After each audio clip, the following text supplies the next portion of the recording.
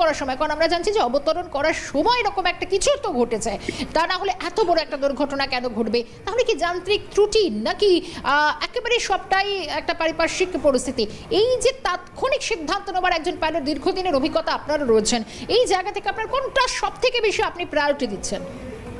Madam, আমি basic কথা এই মুহূর্তে কোনো একটা পার্টিকুলার পয়েন্টে কিন্তু আমি জোর দিতে পারবো না, কিন্তু এটা টেকনিক্যাল গ্লিচটাকে আমি আগে রাখতে পারি। কোনো টেকনিক্যাল প্রবলেম হওয়ার চান্সেসটা একটু এগিয়ে থাকবে, বা স্যাবোটেজটাকেও কিন্তু আমি চোখের বাইরে রাখতে পারবো না। অন্যান্যগুলো তো রয়েছেই, কিন্তু এই দুটোকে আমি এগিয়ে রাখতে পারি। বাট স্টিল যতক্ষণ না ইনভেস্টিগেশন কমপ্লিট হচ্ছে, কারোরই পক্ষে কিছু স্টেটমেন্ট দেওয়াটা খুবই অযৌক্তিক হবে।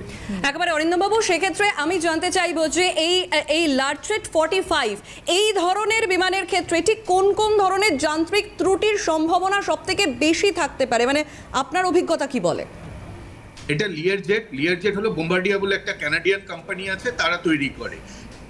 এরা এক্সিকিউটিভ জেট তৈরি করেই মানে এসছে এতদিন, এবং পৃথিবীময় লিয়ারজেটের কিন্তু এক্সিকিউটিভ ভার্সন প্রচুর রয়েছে।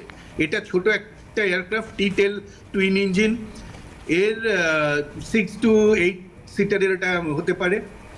এই ছোট এয়ারক্রাফট পৃথিবীময় ওদের রয়েছে। এখানে মানে বোম্বার্ডিয়া কোম্পানিকে মানে ব্র্যাকেটের মধ্যে আনার কোনো মানে হয় না।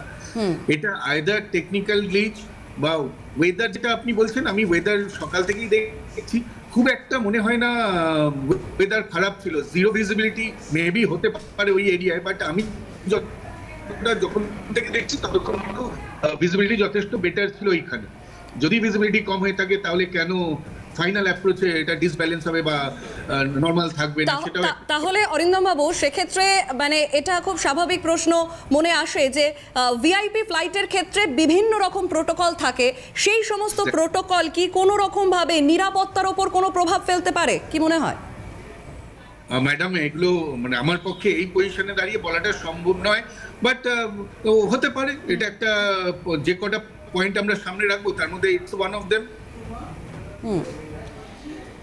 অরিন্দমবাবু, একটা যেটা জানতে পারছি আমরা, যে এই যে লার্জেস্ট 45 XR এই বিমানটি একটা এর যে মডেল, মানে একটা দ্রুতগতি সম্পন্ন, অত্যন্ত জ্বালানি সাশ্রয়, কিন্তু আমি বলতে চাইছি বিমানটি যেখানে উপমুখ্যমন্ত্রী বা এই ধরনের ক্যাটাগরি ভিভিআইপি লোকজনেরা যারা এই বিমানটি ব্যবহার করেন বা যাদেরকে ভাড়া দেওয়া হয়, এক্ষেত্রে দাঁড়িয়ে তার যে পরীক্ষা নিরীক্ষা, এই জায়গাটা তো বিশেষভাবে একটা গুরুত্বপূর্ণ। ডেফিনেটলি যখনই কোনো ভিআইপি মুভমেন্ট হবে, সেখানে এই ডেলি ইন্সপেকশন একটা নর্মাল ব্যাপার। যে কোনো এয়ারক্রাফট যখন থাকে, হ্যাঙ্গারে থাকুক বা যা থাকুক, তা একটা ডেলি ইন্সপেকশন হয়, ডিআইটা রেগুলার সাইন হবেই।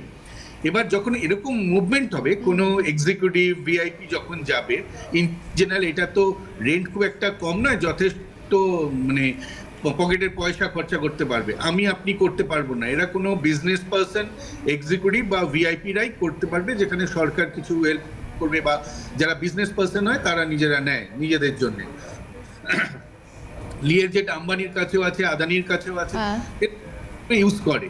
যেটা খুবই মানে বিস্ময়কর ব্যাপার যে লিয়ারজেটের মতো একটা এরকম একটা কোম্পানি যারা যে এয়ারক্রাফট তৈরি করে এবং এটা পৃথিবীময় ঘুরে বেড়াচ্ছে, তো সেখানে কিছুটা যদি গ্রাউন্ডে এরকম চোখের পেছনে কোনো কাজ হয়ে থাকে, সেটা মানে অস্বাভাবিক ব্যাপার, আর এটা না হওয়াটাই উচিত।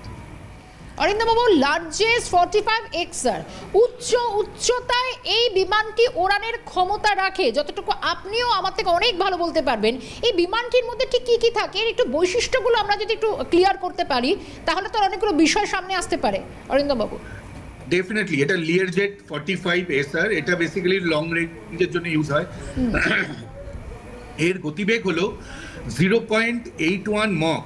1 মক হলো সাউন্ডের গতিবেগ। তাহলে সাউন্ডের গতিবেগে 0.81 মককে ফ্লাই করতে পারে, যেটা আমরা এয়ারবাসও করে, বোয়িংও করে, এবং পয়েন্ট থেকে 0.83 অবধি যেতে পারে। এ কতটা অল্টিটিউড যেতে পারে? 51,000 ফিট, মানে জমি থেকে 51,000 ফিট অবধি সে ফ্লাই করতে পারে। তো তার ক্যাপাসিটি আপনি চিন্তা করুন। আর এ যে স্পিডে যায়, এটা হলো মানে প্রায় শব্দের গতি গতিবেগের কাছাকাছি। 0.81 মক মানে আপনি প্রায় 600-700 কিলোমিটার পার আওয়ারে যাচ্ছেন। আর এতে সমস্ত কিছু থাকে, মানে একটা এক্সিকিউটিভ জেটে যা যা দরকার সব থাকে। আর ডেফিনেটলি ওয়েদার রাডার আর জিপিএস এগুলো তো নর্মাল ব্যাপার। তাই স্পিড বা এর হাইট চিন্তা করলেই লোকে বলবে, যখন লিয়ার জেট বলবে, আপনি যদি কাউকে কোনোদিন বলেন যে আমি লিয়ার জেটে ফ্লাই করে এসেছি, আপনার দিকে কিন্তু সাধারণ কেন অনেক পয়সাওয়ালা লোকেরাও আপনার দিকে তাকিয়ে বলবে ও লিয়ার জেটে ফ্লাই করে এসছো, that means it quite expensive to bear.